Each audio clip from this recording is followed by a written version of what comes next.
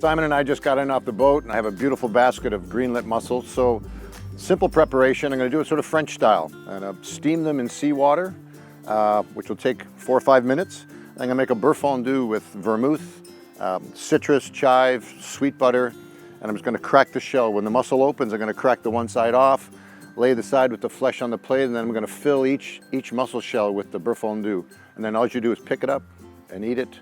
I've done that in the restaurants many, many times. It's a beautiful way to eat oysters. So why don't we get started here? By cooking them in the seawater, we're going to have a good amount of salt already on the mussels. So it's going to feel on your palate. It's going to feel really nice. Just going to use a little bit of foil to seal that, keep the temperature in. That'll take a few minutes. In the meantime, we'll get the beurre fondue going. So that is simply going to be vermouth, lemon juice. We're just going to get the vermouth in with the lemon juice, and we'll bring that up to a light simmer. Let the alcohol cook off for a bit. Just a little bit of salt. Actually, the less you do to a mussel, the better off you are, in my opinion, because they just have a beautiful base flavor, and these mussels especially, being right out of the water.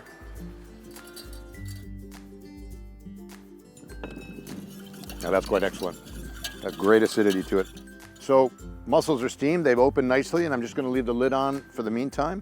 The base for my beurre fondue, seawater, lemon, white wine, pepper, a little bit of salt, is really, really gutsy. So what I'm going to do is cut it with a good amount of butter, which will add this lusciousness to it.